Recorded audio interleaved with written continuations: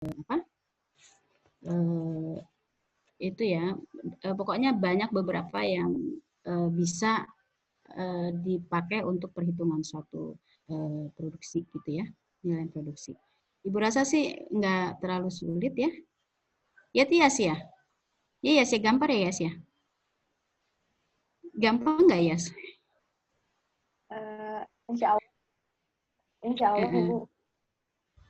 Rebecca, paham ya untuk pertemuan yang lalu ya, bisa dibaca-baca?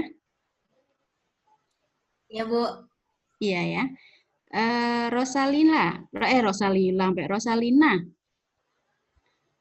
paham ya? Bisa dimengerti tentang apa materi yang minggu lalu? Karena kemarin tuh Ibu benar-benar ngejar nilai kalian semua supaya bisa masuk ke portal gitu, jangan sampai telat gitu kan? Karena itu kan Ibu juga harus baca apa tugas yang disampaikan, jadi kan Ibu hanya mengejar itu. Makanya kalau Ibu lihat sepintas kan tidak terlalu sulit lah untuk dimengerti. Oke. Ya, untuk berikutnya pertemuan hari ini kita membahas tentang apa, Cak? Di situ, Cak. Coba. Siapa yang mau menjelaskan ini? Ayo. Aku share screen. Kemarin ada yang mau janji mau menjelaskan. Nah, coba. Materi. Sekarang gantian. Kalian menerangkan. Bisa nggak? Belum pada baca ya? Oh iya, Ibu juga lupa sih ngasih tahu. Mestinya Anda melihat materi di LMS itu kesalahan. Oh, mohon maaf ya Ibu. Ibu berarti itu kesalahan saya. Tidak memberitahu ke kalian bahwa materi Ibu upload di situ. Tapi nggak apa-apa lah ya. Tapi untuk berikutnya kita di-upload situ aja ya, materi ya. Baik, Bu. Ya. Carmila, sehat Carmila? Sehat Bu. Carmila gak ono suaranya ke. Sehat Bu, alhamdulillah. Iya. Terima kasih. Ya, kita mulai ya dengan ini sebenarnya untuk materi cost accounting ini pertemuan 9 sama 10 itu berhubungan satu dengan yang lain. Jadi nyambung. Makanya Ibu ini Ibu cut ya, Ibu cut off-nya sampai dengan 15 aja karena panjang banget ya.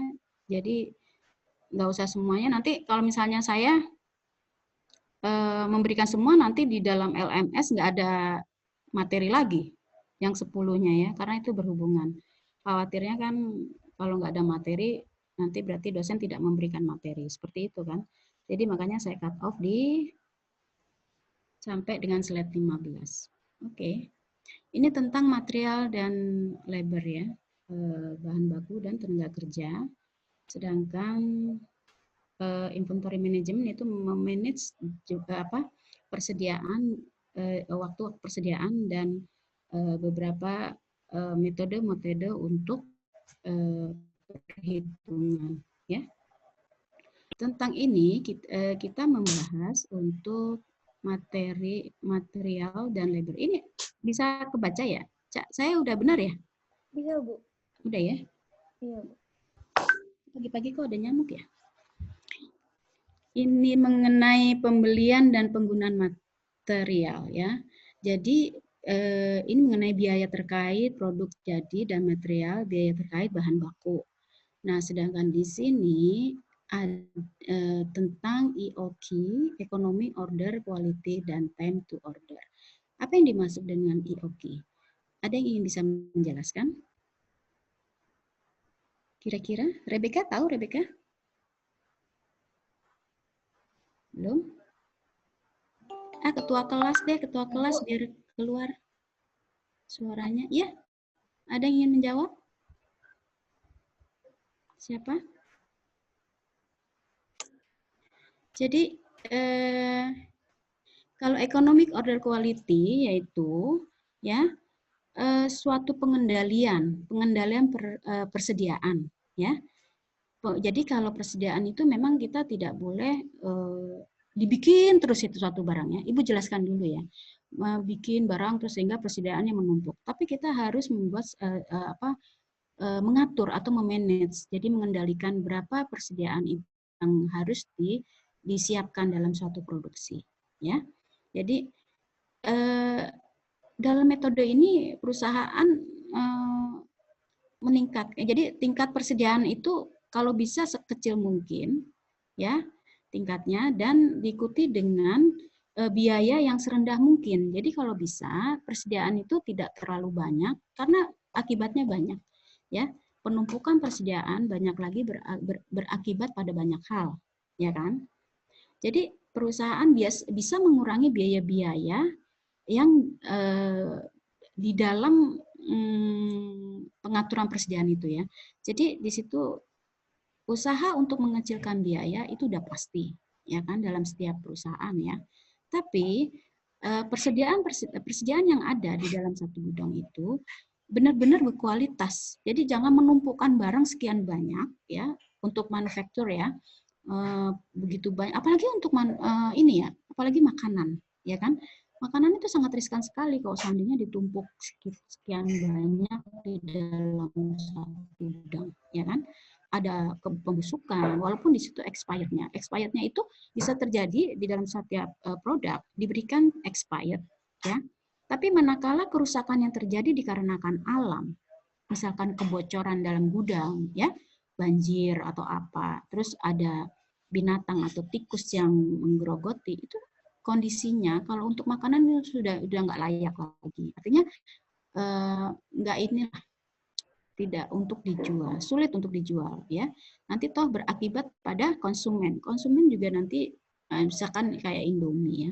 Indomie atau makanan lain lah, ya, seperti nggak usah Indomie, misalkan apa ya, daging lah, ya. Kalau seandainya sampai itu ada titik, suka kan ada Indomie, kalian pasti pernah merasakan Indomie itu digigitin itu bukan tikus deh, nggak usah jauh-jauh. Itu namanya apa, semut. Itu bolongnya kecil sekali, nggak taunya dalamnya pas kita buka hancur gitu, ya. Pernah itu, oh saya aja pernah begitu kok, ya kan. Jadi kan kalau ibu beli Indomie kan nggak sewaktu-waktu, ya. Jadi maksudnya itu kan untuk selingan manakala kita tidak ada makanan atau malas untuk masak, malas untuk belanja keluar. Nah itu jadi cukup lama di dalam apa tuh lemari itu, ya, lemari makanan itu cukup lama sehingga pada saat kita buka, lo tahu-tahu udah banyak semutnya di dalam. Nah itu salah satu, itu kita sebagai konsumen, ya, apalagi orang yang memproduksi, jadi manufacturing pabrik. Nah itu seperti itu. Jadi ada berbagai hal, ya, kenapa persediaan itu harus dimanage, ya, harus dikendalikan, ya, pengendalian perusahaan. Perusahaan akan mengurangi biaya-biaya, diantaranya adalah, ya, kalau ini mengurangi terdapat pengurangan dalam penyimpanan persediaan, yaitu satu, menghemat ruangan, ya. Kalau seandainya ruangan itu tidak terlalu besar, gudangnya tidak besar, maka kita harus itu, ya, mengatur, ya. Tuh, penghematan ruangan atau gudang, ya. Dan juga menghemat ruang kerja, ya kan. Artinya kan kalau misalnya udah kebanyakan barang, kita mau kerja di mana gitu. Kalau seandainya tempatnya kecil, ya. Gitu.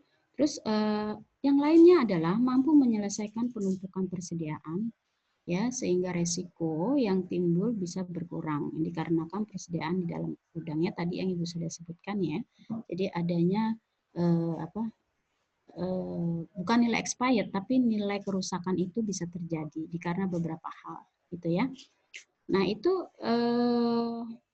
sistem inventarisasi ditinjau inventarisasi barang itu memang harus dibuat sedemikian rupa, ya, karena itu akan berkelanjutan, ya, sistem penyimpanannya, ya, inventaris barang-barang itu akan berkelanjutan, gitu, ya.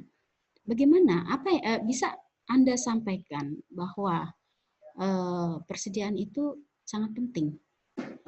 Ini kayak seperti ini, ya, kayak seperti ini saat ini pandemi ini. Perusahaan-perusahaan yang ditunjuk oleh kita kembali lagi, ya, mohon maaf, ya, kan menteri kita kena tersandung korupsi. Bukan tersanjung, ya, salah, ya, tersanjung nanti Bayu itu biasanya tersandung sama siapa tuh? Ya, Bayu. Pasti, Bu. Oh, pasti tuh sama siapa? Sama Tias, ya? Bukan? Salah, bukan, ya. Dong. Enggak, ya, sama yang lain, ya.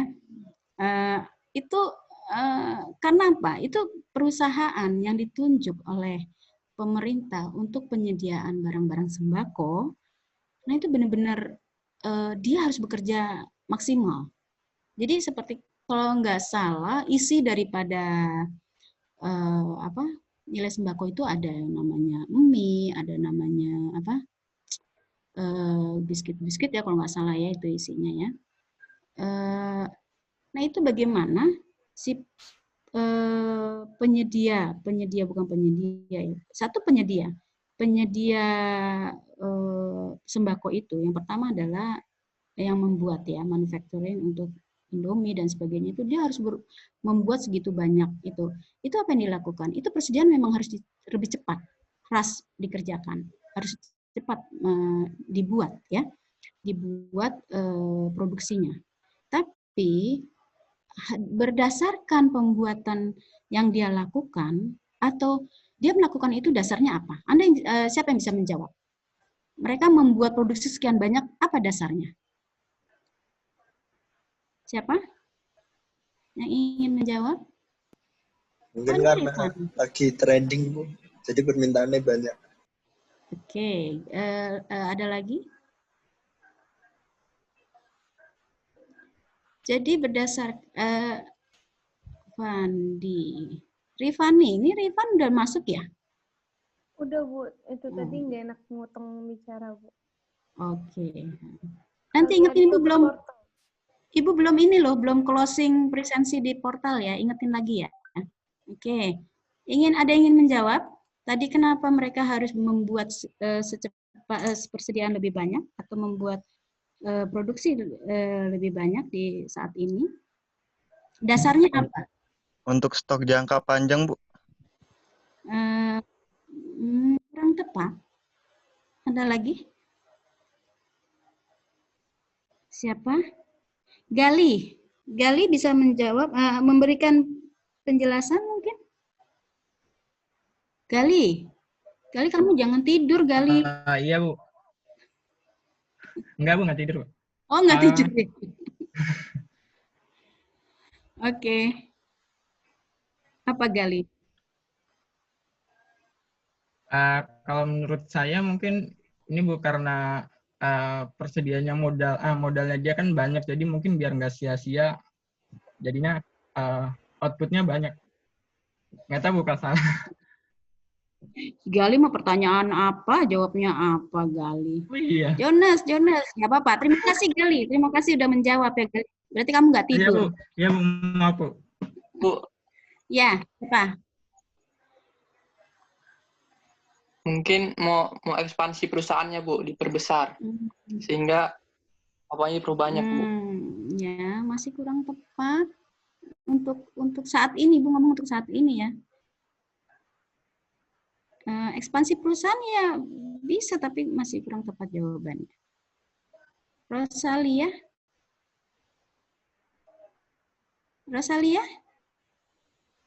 Kamu nggak bobok kan?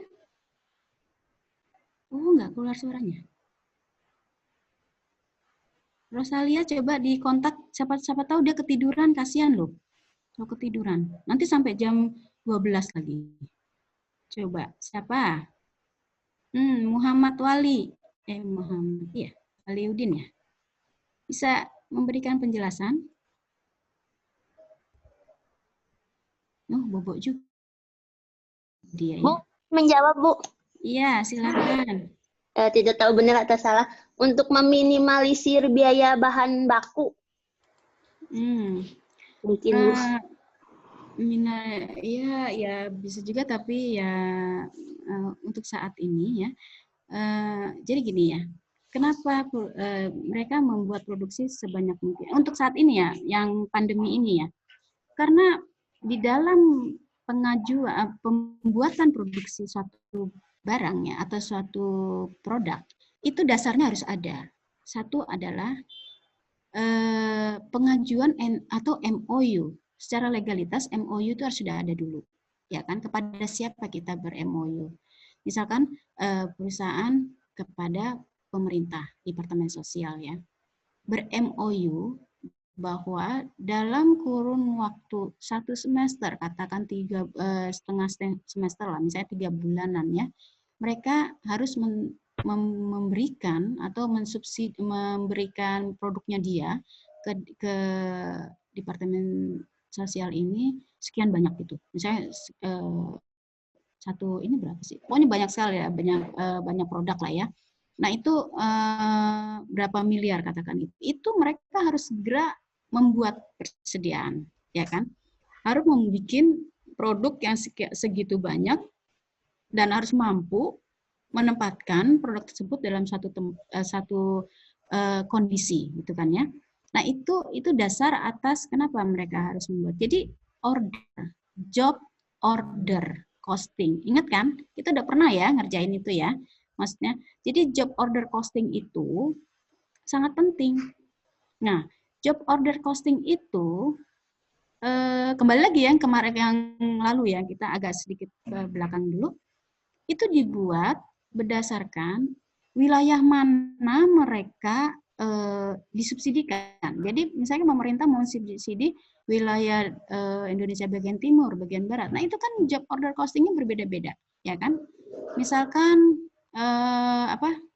satu adalah pembuatan Indomie. Yang satu lagi misalnya satu perusahaan Indofood lah ya. Indofood kan nggak membuat Indomie saja kan, banyak kan produk-produknya dia kecap.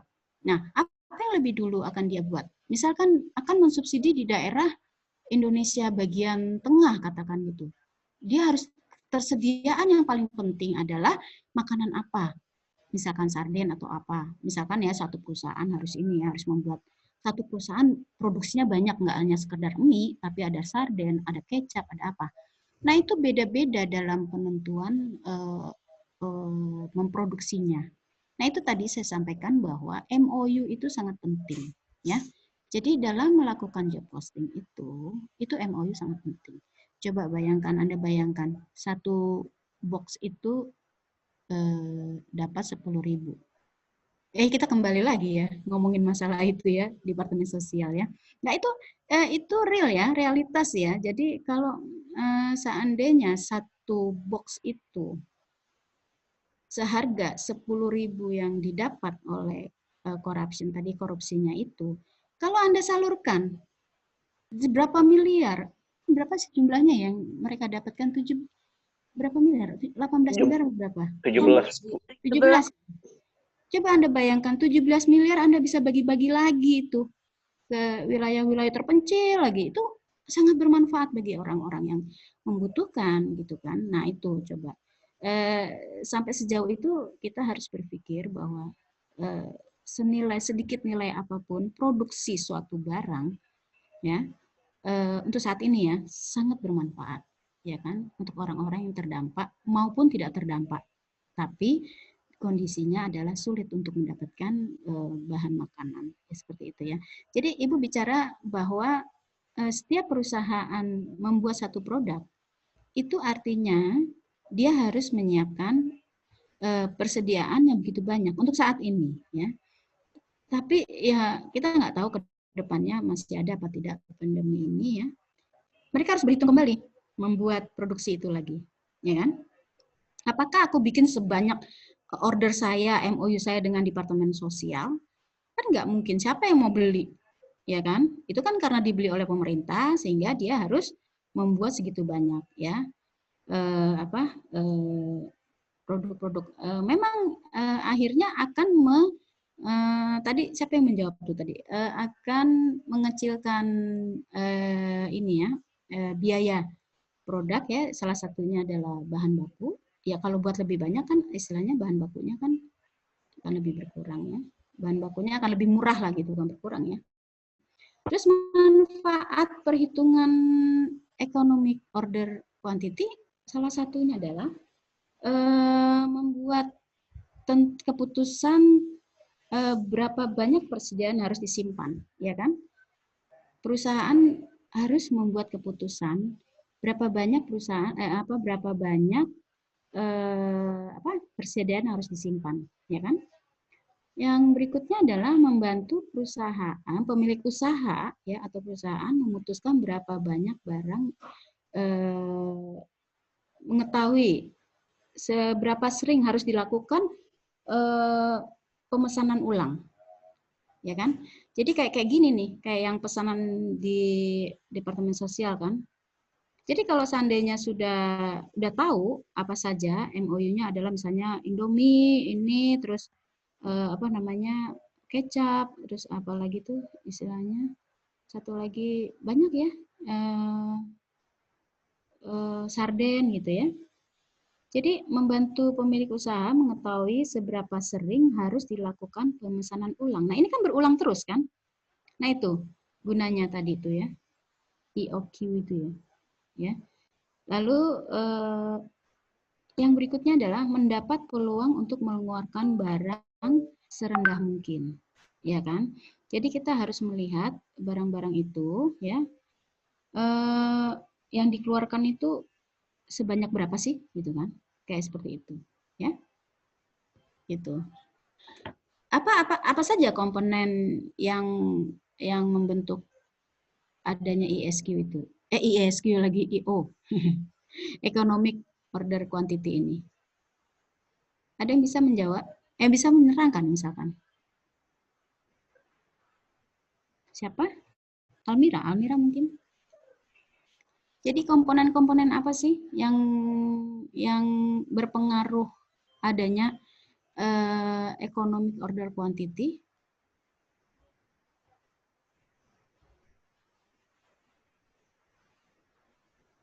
Siapa ini? Siapa ini nih? Oh, Nadia. Nadia bisa menjelaskan, Nadia? Ya, Bu. Saya baru baca, Bu. Jadi belum. Oh, baru baca. Oh iya, nggak apa-apa. Iya, nggak apa-apa sih. Oke, jadi komponennya adalah biaya pemesanan dan biaya penyimpanan, ya kan? Kalau biaya pemesanan ya, itu dikeluarkan setiap kali barang dipesan dan biasanya ditujukan sebagai persediaan, ya kan? Ya, tapi kalau biaya penyimpanan yaitu biaya yang terkait dengan menyimpan inventaris seperti ruang penyimpanan, ya kan? Terus sewa, ya. Terus adanya penyusutan, ya kan? Kalau udah terlalu lama kan itu terjadi penyusutan, ya kan?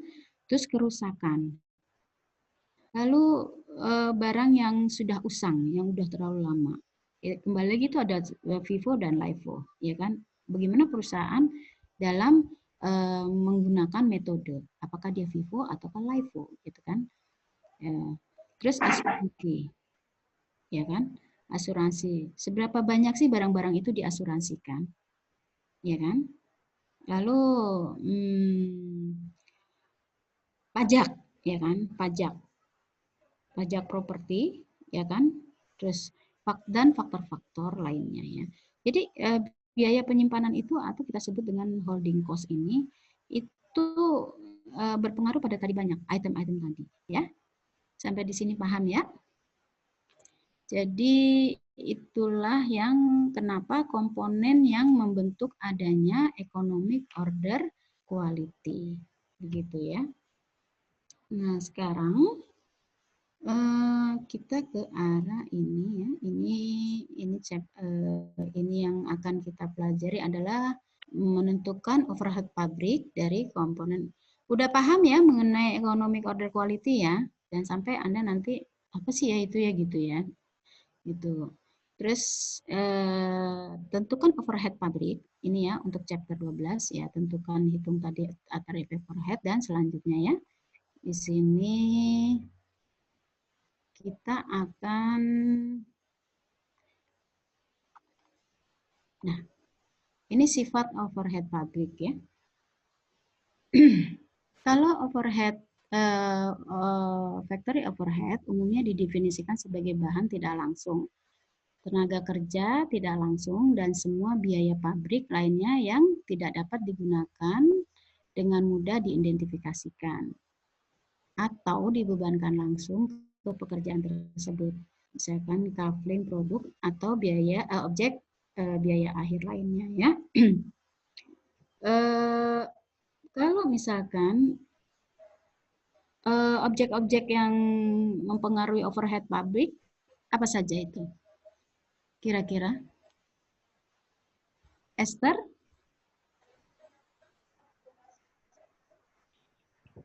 Iya, Bu.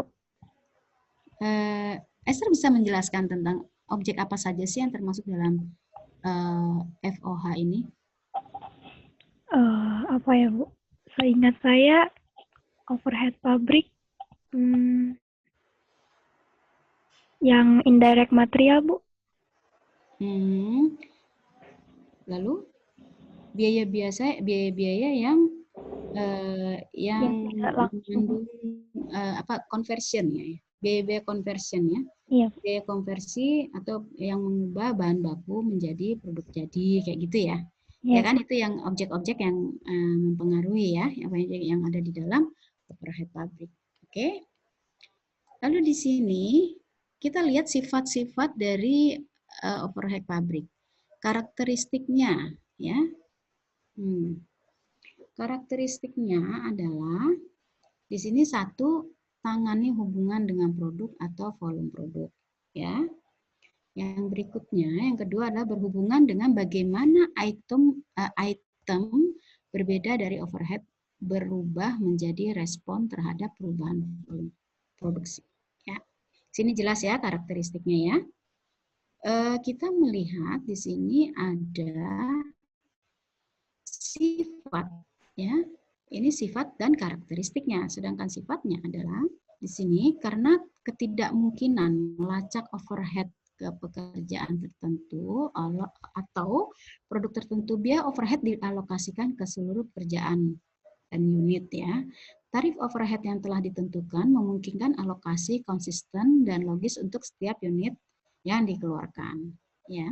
Berikutnya adalah jenis tarif overhead berbeda tidak hanya dari satu perusahaan ke perusahaan lain, tapi juga dari suatu departemen pusat biaya atau kekumpulan biaya yang lain dalam suatu perusahaan yang sama. Ya, ini adalah sifatnya dari overhead pabrik ya, atau tadi karakteristiknya ya. Ini faktor-faktor yang dipertimbangkan dalam memilih tarif overhead pabrik ya. Di sini ya. Di sini tarif-tarifnya, basis yang akan digunakan satu output fisik ya. Yang pertama ya. Ini oh iya, sebelumnya Ibu mau nyampaikan. Kemarin rupanya ada pilihan ganda ya. Tapi alhamdulillah ya kalian pilihan ganda ya lumayan lah ya. Nggak terlalu jelek-jelek banget, tapi ini karena waktu kita meeting dengan grup dosen-dosen akuntansi biaya itu nggak dikeluarin, kita nggak ada pilihan ganda, tiba-tiba dari BAK ya kali dari akademik mengeluarkan. Ya sudahlah nggak apa-apa, tapi ya segitu deh, alhamdulillahnya rata-rata pada bisa kok. Maksudnya lumayan deh gitu. Ada yang cuma salahnya 1 sih. Hebat juga ya, ada yang salahnya 1. 19 nilainya. Bagus-bagus, saya senang sekali gitu. Ibu, karena Ibu menyampaikan ke kalian tidak ada pilihan ganda. Tapi rupanya keluar juga. Tapi Anda sudah siap rupanya. Ya apa-apa lah ya, bagus juga.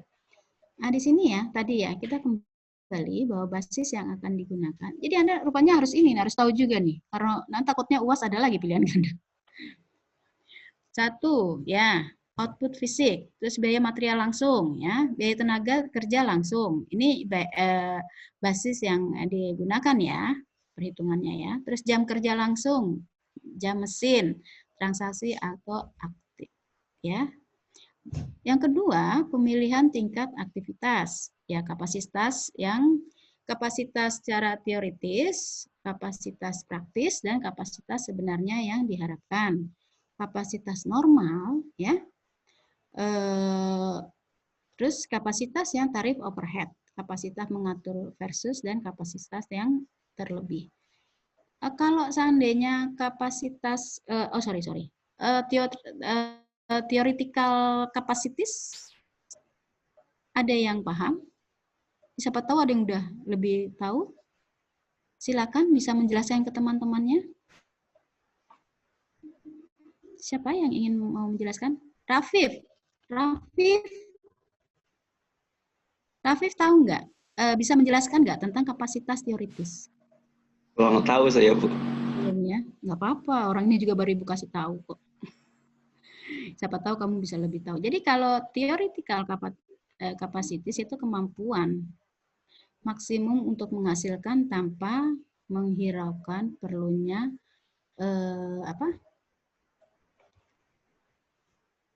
ini ya, penyesuaiannya bagi produk-produk ya, bagi suatu produk perawatan yang preventif gitu ya.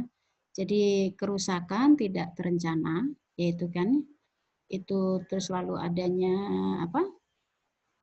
pemberhentian suatu proses produksi. Nah, itu salah satunya adalah teori capacity, yaitu ya jadi kalau kerusakan tidak terencana kan kita tidak tahu ya itu mau rusak apa enggak. Tapi sebenarnya sih kalau misalkan satu pabrik itu sudah ada lifetime-nya, suatu mesin itu harus diganti, harusnya sudah terukur ya. Tapi bisa jadi terjadi karena ada kondisi alam ya, atau kondisi hal-hal yang tidak akan terjadi, yang tidak terduga seperti itu ya. Nah, di sini kegiatan produksi berdasarkan kegiatan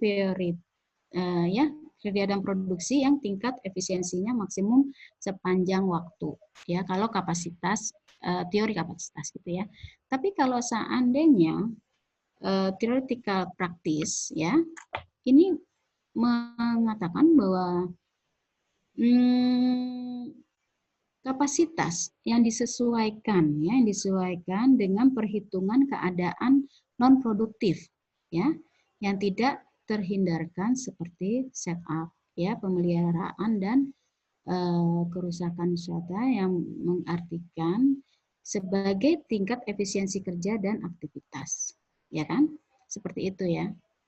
Sedangkan di sini ada menyebutkan bahwa kalau bagaimana sih kalau misalnya kapasitas normal, ya kapasitas normal yaitu level dari utility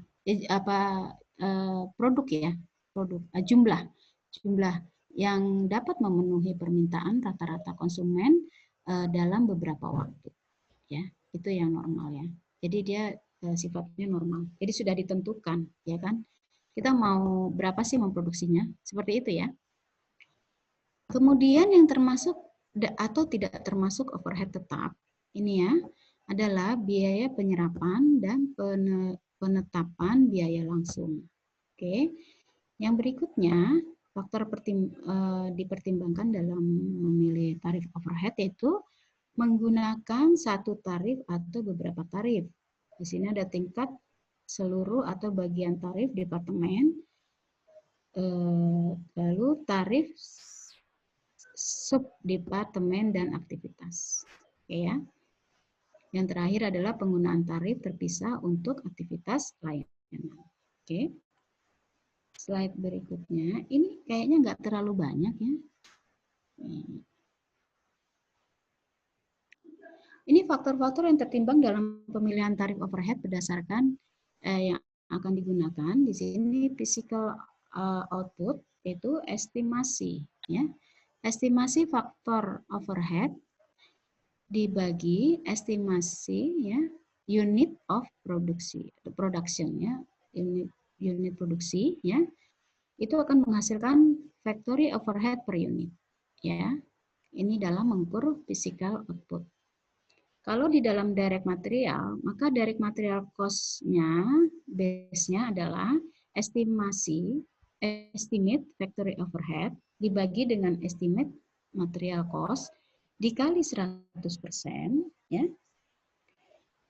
Itu akan menghasilkan factory overhead atas presentasi dari biaya langsung persediaan raw material cost ya. Direct raw material cost ya jadinya. Seperti itu ya. Kemudian di sini kita lihat ada faktor-faktor lainnya ya yang memilih tarif overhead berdasarkan yang akan digunakan. Kalau tadi kan berdasarkan apa ini ya, physical output. Lalu ini direct material cost base.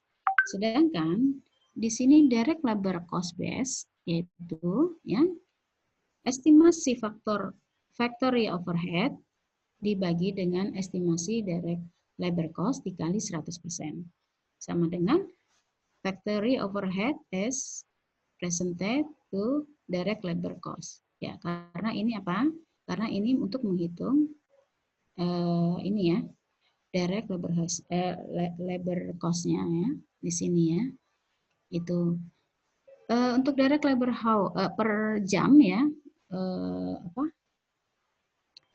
perhitungan per jamnya adalah factory overhead per direct labor hours ya, itu kita menghitung dengan cara estimate factory overhead per ya dibagi dengan estimate direct labor ya labor hours.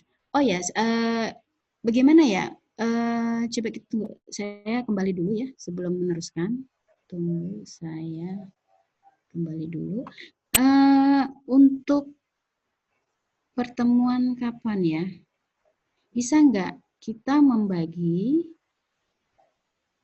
atau membuat untuk tugas aja sih ya sebenarnya ya, ini tugas terakhir ya, karena kan mau UAS ya. Menjelaskan tentang perhitungan pertemuan yang lalu. Mau nggak begitu dibagi? Enaknya gimana nih? Saya ingin ada interaktif antara kalian dengan teman-teman dalam menjelaskan materi. Materi yang ke berapa ya? 9 aja deh ya. Bisa? Coba ada yang ingin berpendapat lain? Jadi gini loh maksud Ibu, satu materi pertemuan ini dibagi beberapa kelompok, ini 28 dibagi berapa gitu ya. Itu menjelaskan masing-masing soal. Misalnya kemarin tuh coba deh kita lihat ya. Kita lihat yang materi yang pertemuan ke berapa itu? Yang lalu, ada nggak yang punya? Coba, Ica tolong buka deh, Cak, yang itu deh. Yang ke share screen ke pertemuan 8. Kita diskusi aja nih. Ya. Saya soalnya harus nyari dulu. Nah ini kan ada beberapa ya contoh, ada beberapa, coba terus deh ke bawah deh Cak, yang ada perhitungannya.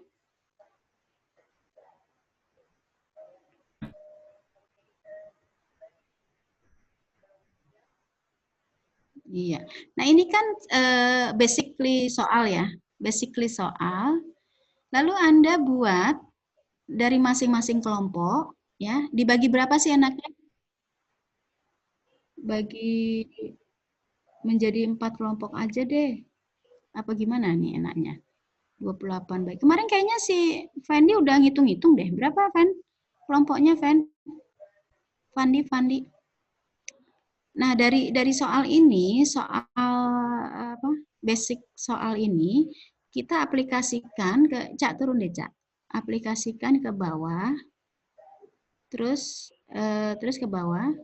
Ya ini kita menggunakan beberapa metode unit produksi.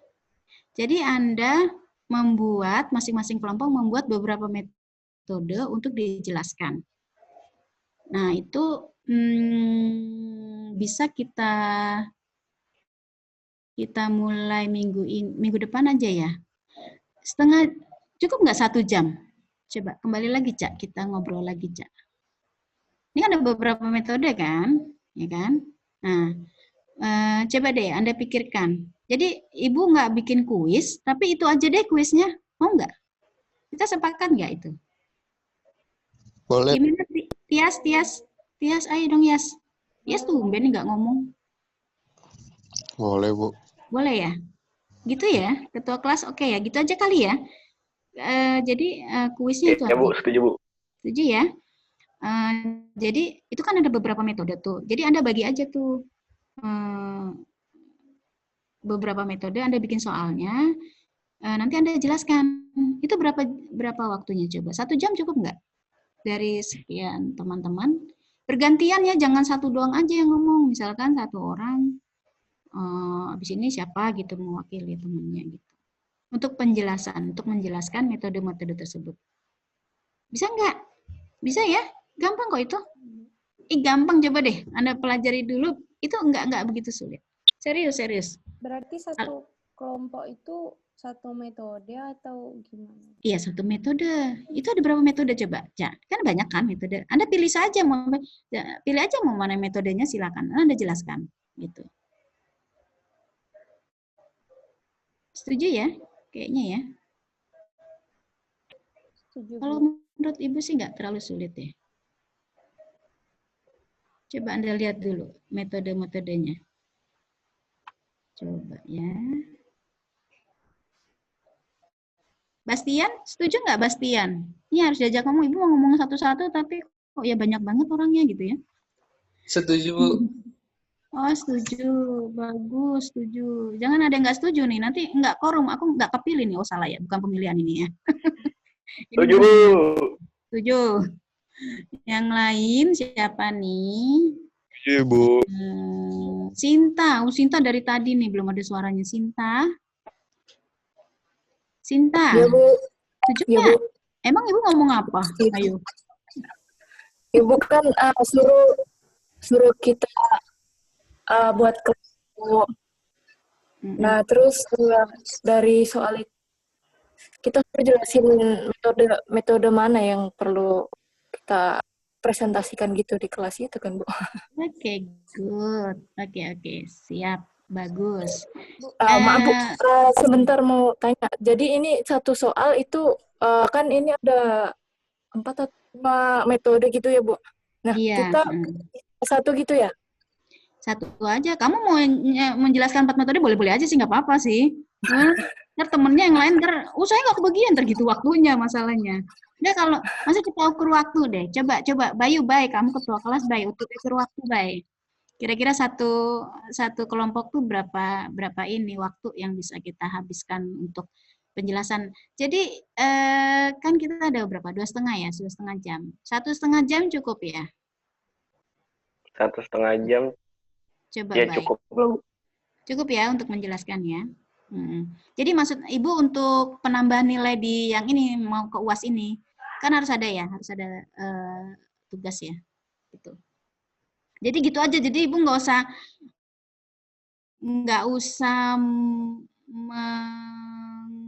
membuka email lagi lalu mengoreksi, nggak usah.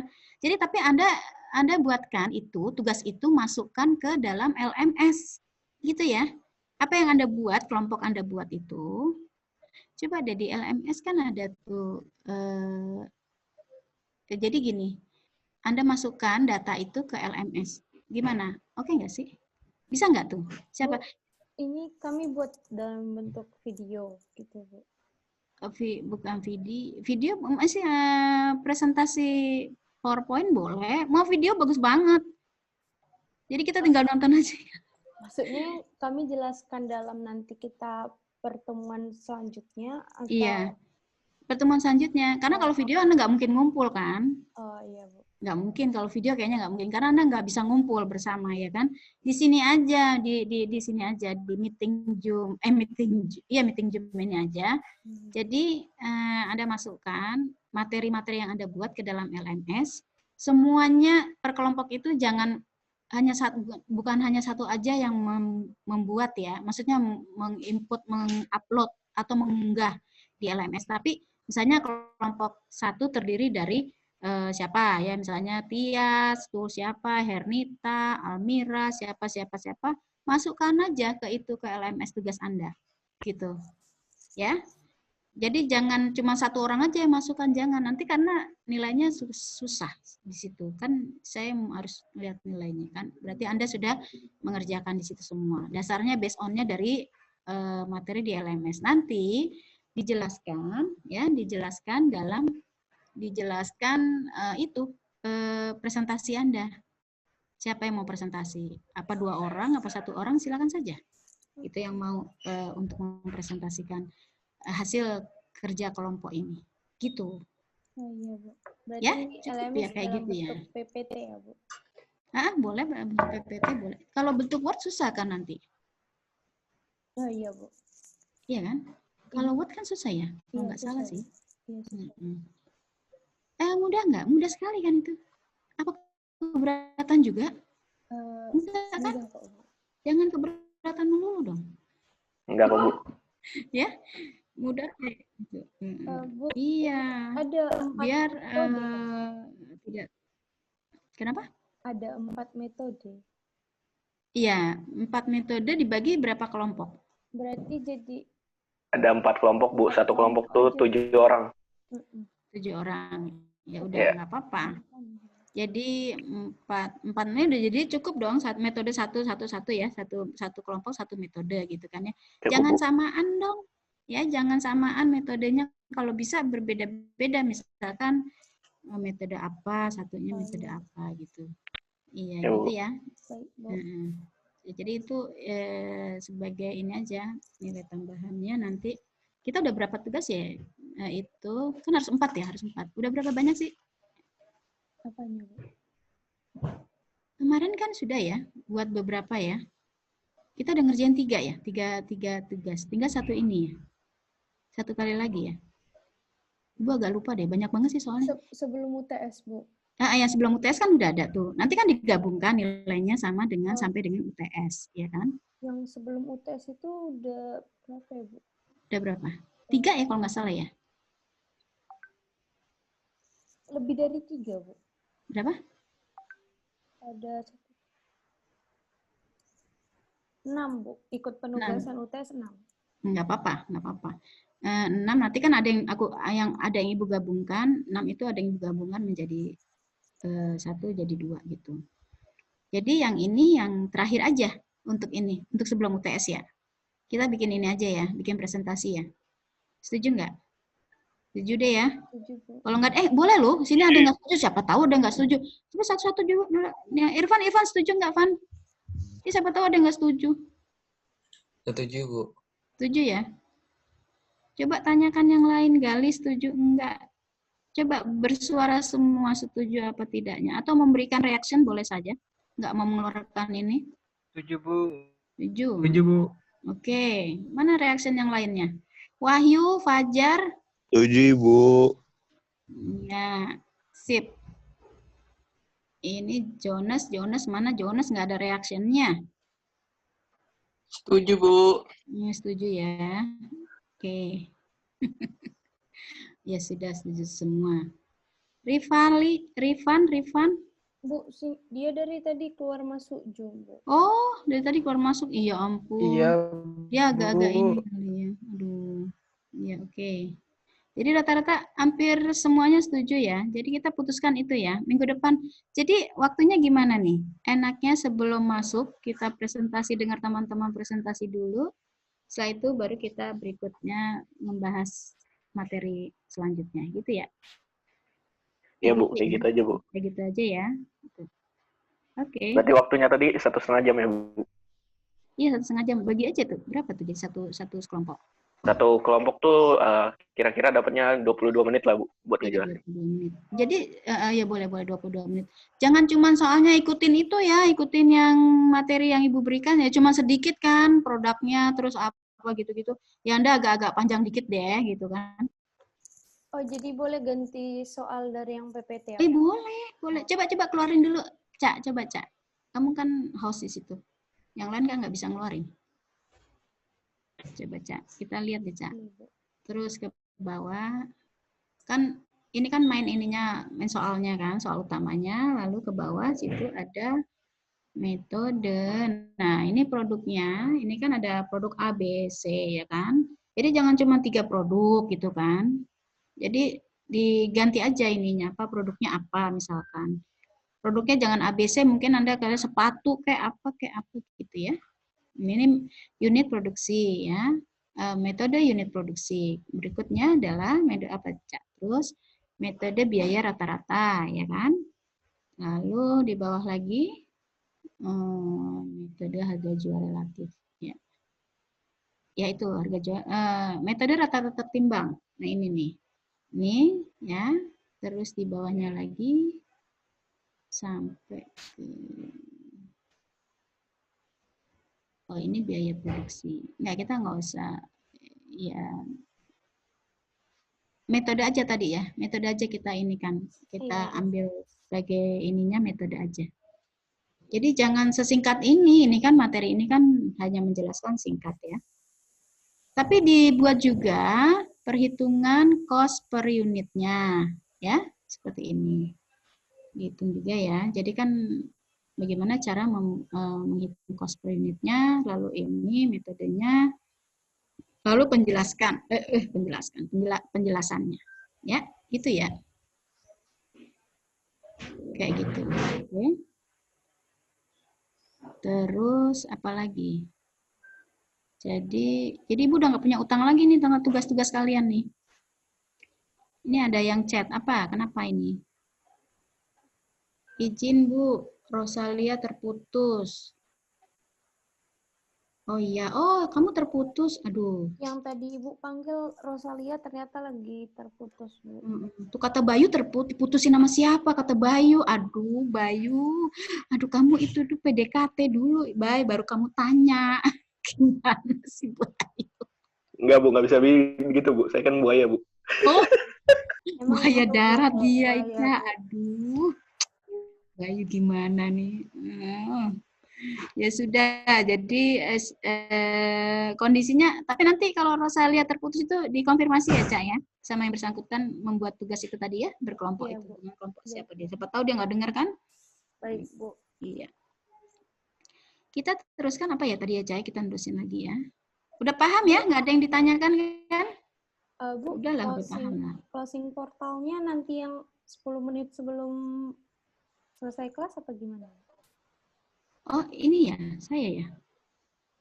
Iya, 10 menit sebelum selesai kelas. Nah, karena saya kan 10 menit itu saya akan menulis-nulis tuh. Menulis-nulis cantik gitu kan di portal. Menulis indah gitu kan. Tadi Ica ngapain, tadi Fandi ngapain gitu kayaknya sih tulisannya. Bayu tadi ini, Bayu sedang apa gitu kan. Gitu enggak sih? Tulis salah ya, bukan itu ya tulisannya ya. Tulisannya beda. Penjelasan gitu ya. Oke. Terus kita kembali ke yang tadi ya. Ini ngapain saya ada di sini?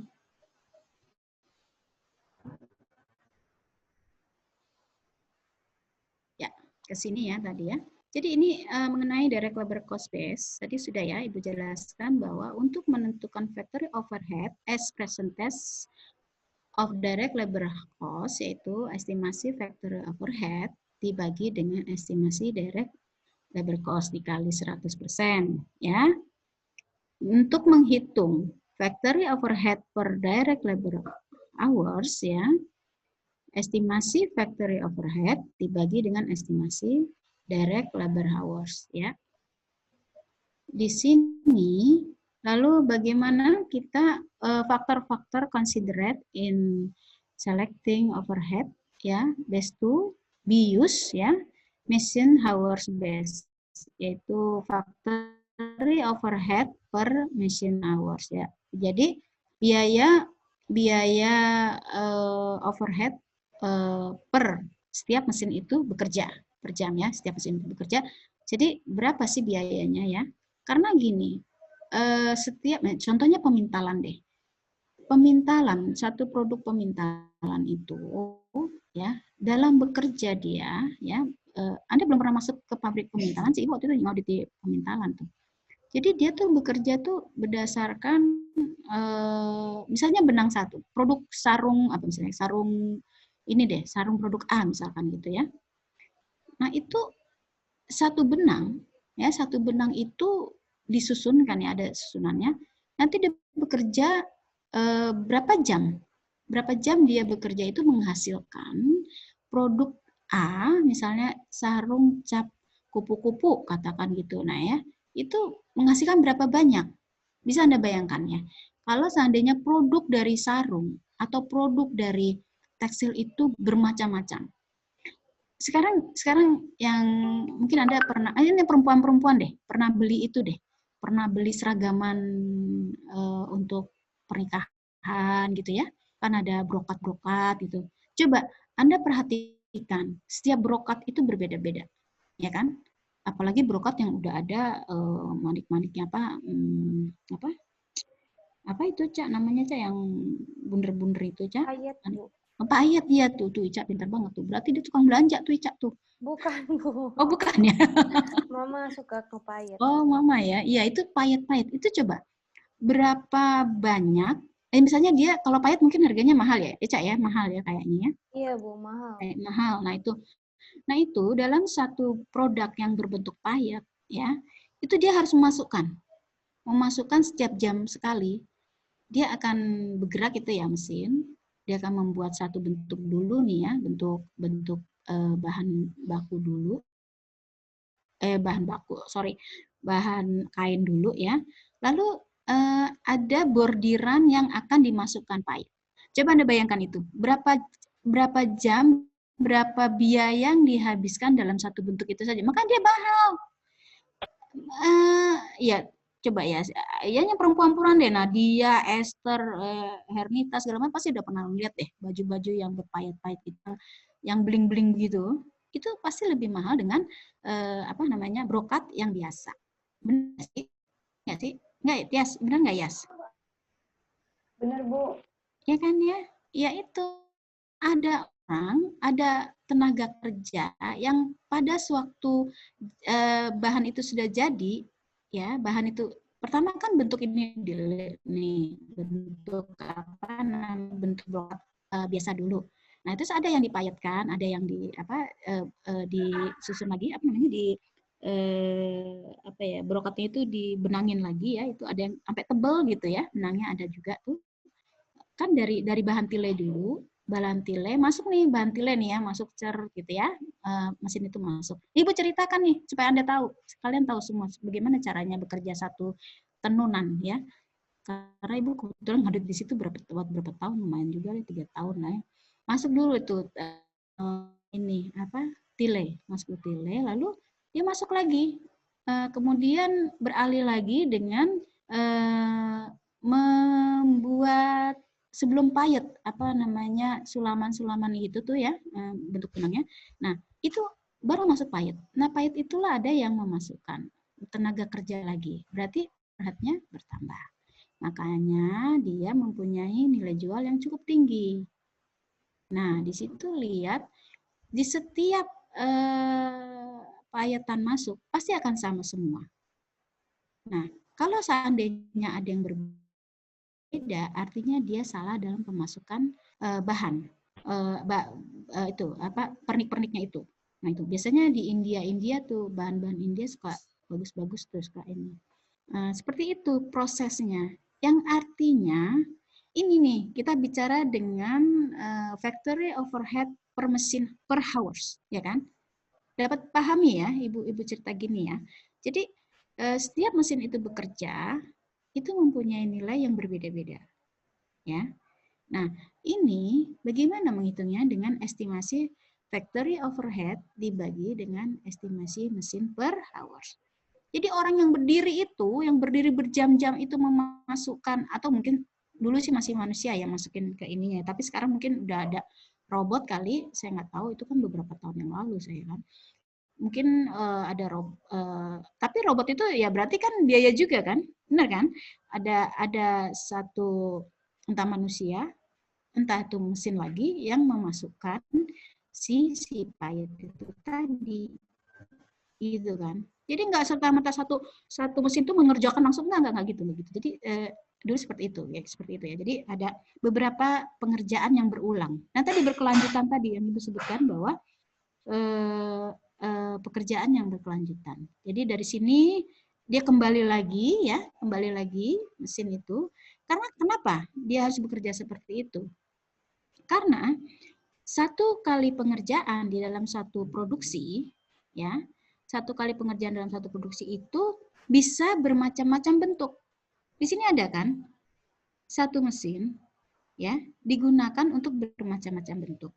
Tapi dalam bentuk awal adalah bentuk awal itu bekerja satu dulu, berjalan dulu satu, ya kan? Lalu kembali lagi ke bisa jadi mesin itu disetting, jadi ada settingan untuk program ya, program. Setelah sekian jam dia membuat bahan dulu, kemudian diprogram lagi. Satu mesin bisa menjadi beberapa macam bentuk produksi, ya. Bisa jadi satu mesin satu produk, berarti kita harus mempunyai beberapa mesin. Nah, itu biayanya lebih besar dibanding satu mesin yang bisa membuat atau memproduksi bermacam-macam bentuk. Memang harga mesin itu akhirnya lebih besar, lebih tinggi ya, dibanding kita membeli satuan-satuan satu mesin, satu yang buat mesin payet, ini. Nah, itu kan lebih mahal, ya kan?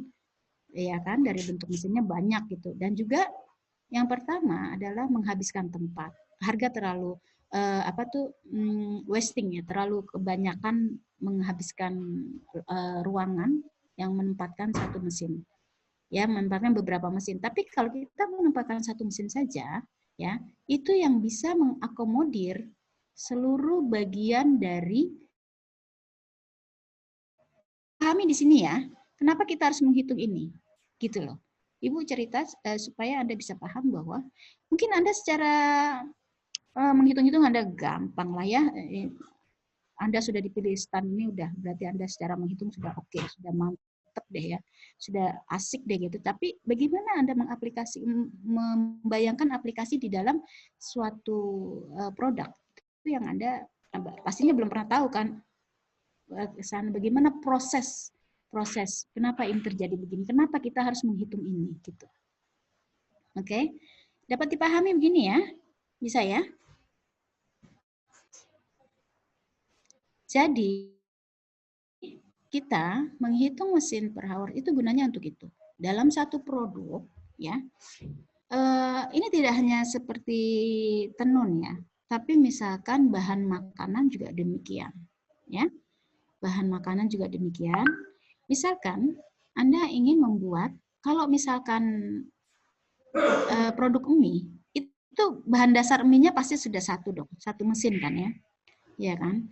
Tinggal racikan-racikan dari bumbu-bumbu tersebut, ya kan? Itu berbeda, ya kan? Racikan dari bumbu bagian tersendiri, ya kan?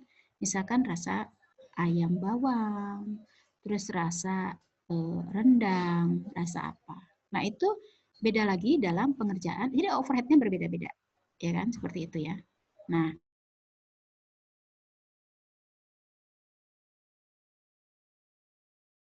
ya, kita bisa jadi kalau misalkan makanan itu hanya menjaga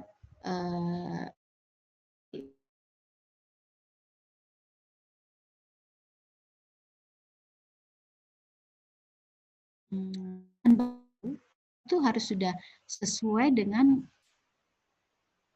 tentuan. Tidak bisa dia misalkan terigu 100 kg misalnya gitu. Anda lebih dari 100 kg, sekian aja Anda sudah itu hasil tidak akan jadi bagus gitu ya.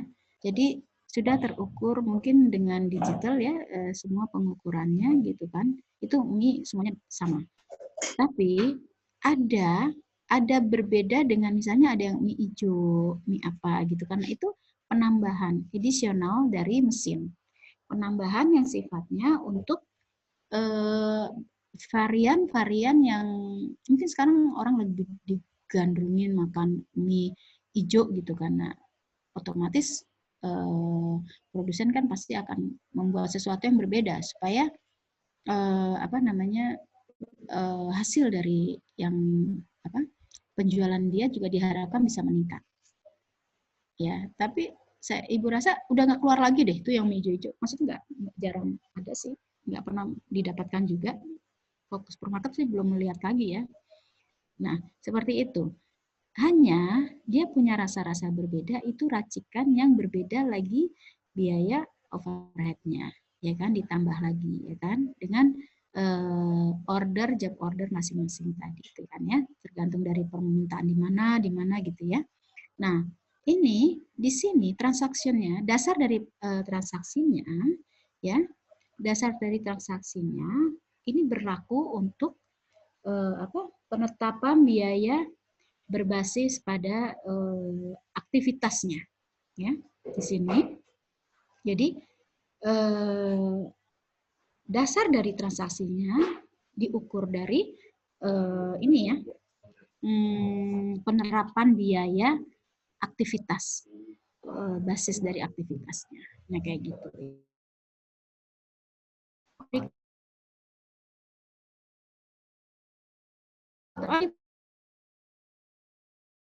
Ya, ada faktor tingkat aktivitas ya. Di dalam aktivitas level-level atau level aktivitas yang berbeda bisa menggunakan teori ini ya, theoretical capacity atau kecepatan penuh tanpa gangguan ya. Jadi kemampuan yang maksimal untuk menghasilkan tanpa menghiraukan perlunya penyesuaian ya, bagi penyesuaian bagi perawatan yang ini ya, yang preventif gitu ya. Ya, gitu ya.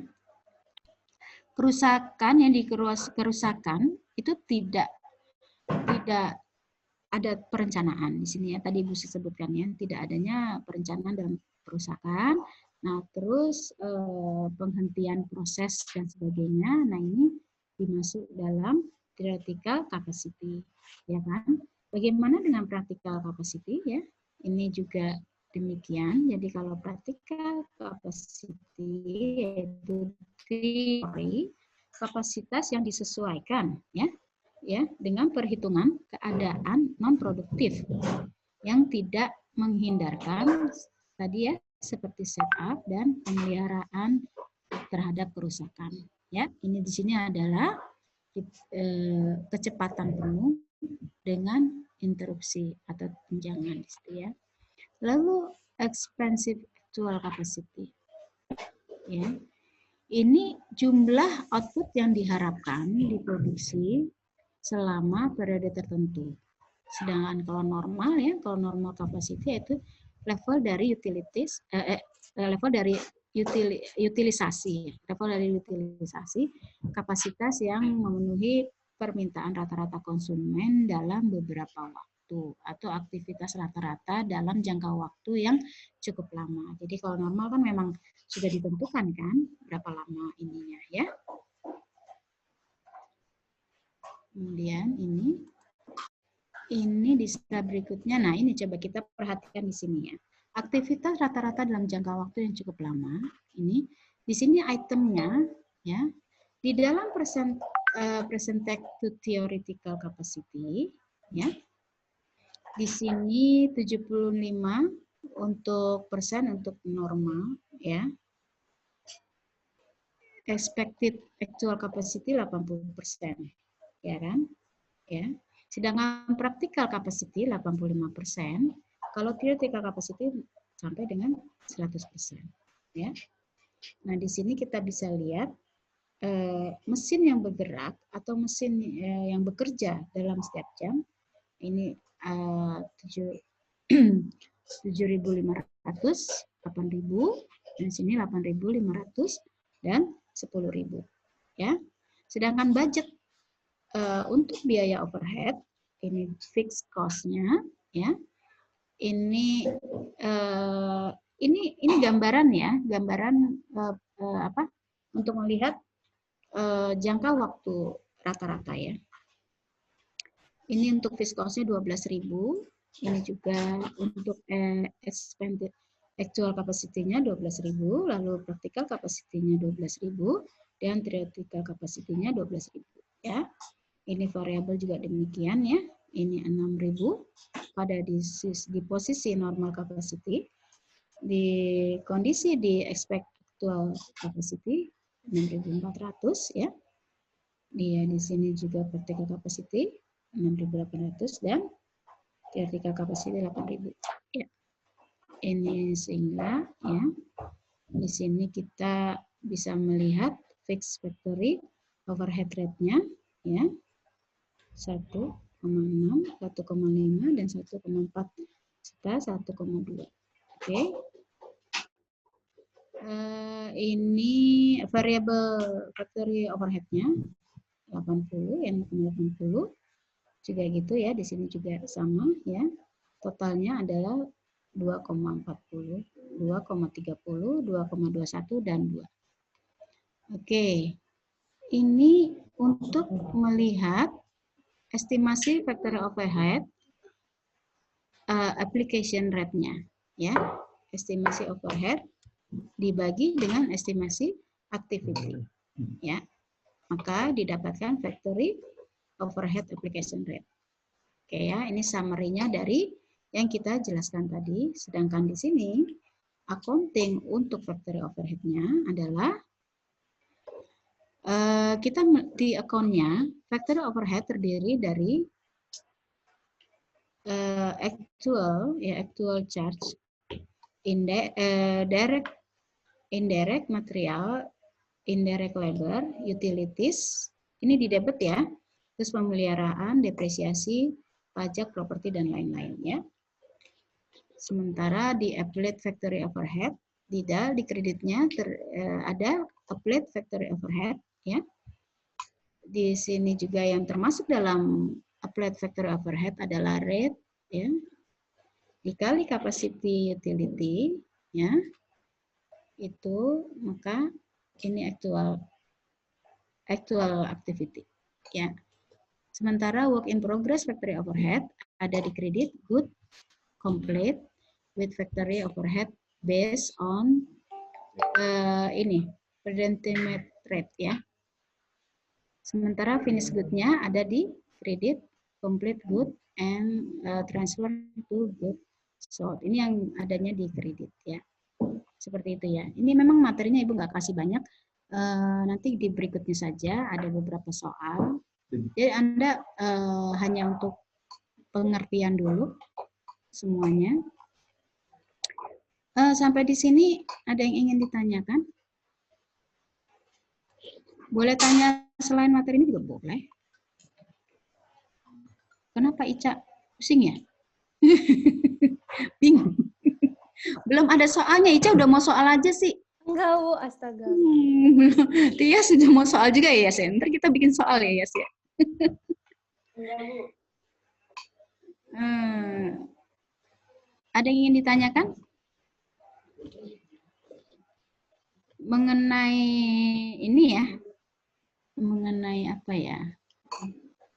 Tentang itu udah jelas semua ya, tentang apa? Tugas untuk nanti udah jelas semua. Lalu untuk yang nilai UTS Anda lihat nanti ya di portal. Jadi Ibu memberikan tambahan bukan apa-apa karena Ibu yakin bahwa Anda sebenarnya bisa melakukan pekerjaan itu, hanya terbentur waktu, ya kan, terbentur waktu, dan juga setiap ada gini ya, setiap orang pasti mempunyai pola pikir yang berbeda atau kemampuan yang berbeda, ya, pasti dia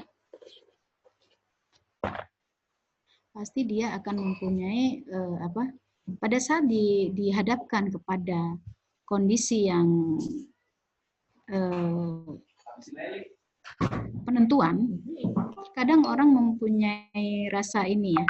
Itulah tadi kadang rasa gimana sih? Udah deg-degan duluan gitu ya. Benar nggak sih? Iya ya. Apakah Anda merasakan seperti itu?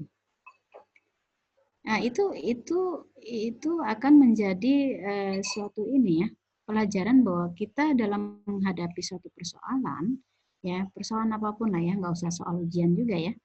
Kita mesti tenang dulu. Tenang dulu. Kalau Ibu lebih senang mengerjakan hal yang lebih mudah dulu. Jadi ada teman Anda nih mengerjakan, nggak di kelas ini sih ya, kelas lain. Dia ngerjakan berurutan. Tapi lucunya apa? Berurutan yang nomor 1 nggak selesai.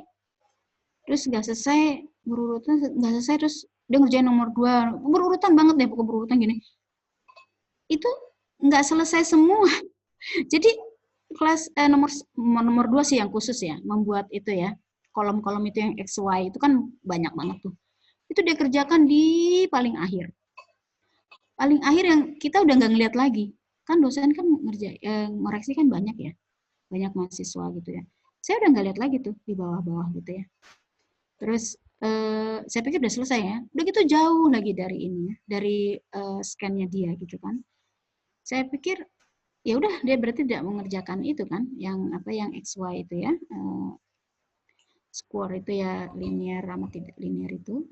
Nah, itu rupanya terakhir sekali dia ada. Pada saat saya keluarkan nilai, dia, Bu, Anda tidak mengerjakan ini gitu. Kok nilai saya? Ya karena nggak ngerjain ini gitu ya. Saya udah ngerjain, Bu, tapi di bawah. Oh, pas saya lihat, oh iya rupanya saya memang udah ngecek yang ke bawah sekali. Cuman pada saat menyampaikan ini tidak melihat nilai yang di bawah gitu. Ya kayak gitu loh, jangan sampai gitu. Nanti jangan sampai mengerjakan urutan, tapi tiba-tiba ditinggalin nih yang ini yang nomor 1, dia nyari ngerjain gitu tuh. Dia menerusin lagi, jangan. Lebih ini aja, Anda pikiran dulu yang mana nih gampang dikerjain dulu ya gitu. Ya udah Anda kerjakan itu dulu selesai, terus yang berikutnya, terus yang selanjutnya gitu. Jadi tidak tercecer itu soal kemana-mana rimbanya gitu kan. Di halaman itu atau di paling bawah, ya saya sih masih mempunyai rasa ini ya, ya sudah nggak apa-apa lah gitu ya. Tapi ada juga kan, udah orang nggak tahu saya gini-gini gitu-gitu kan, seperti itu. Jangan. Jadi terus satu lagi nih yang ibu ingatkan, itu tulisan jangan kecil-kecil banget kali ya. Itu tulisannya tuh kecil gitu ya. Udah gitu pas di scan tuh kecil, aduh mata saya kan sudah 4. Ya kan, susah mengkoreksinya seandainya tulisannya kecil. Jadi antara 5 dengan 2 atau berapa ya? 5 dengan 9 itu hampir sama. Dia kepalanya tuh agak ketutup bolpen apa gimana pada saat di foto. Nah, itu salah satu. Kan sebenarnya sih di dalam peraturan resiko seandainya tulisan tidak ini maka resiko penilaian akan berkurang gitu. Tapi ya saya enggak gitulah.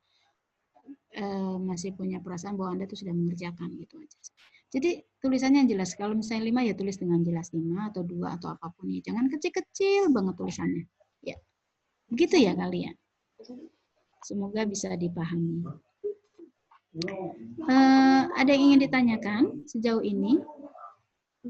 Kita jam berapa sih, Cak? Ini 9:14 sekarang, Bu. Kita sampai jam. Iya, saya belum itu ya nutup portal itu ya. Ini mau foto ulang sama Rifan apa gimana? Iya, foto ulang aja deh. Karena sudah ada siapa? Rifan ya? Teman-teman buka kamera lagi.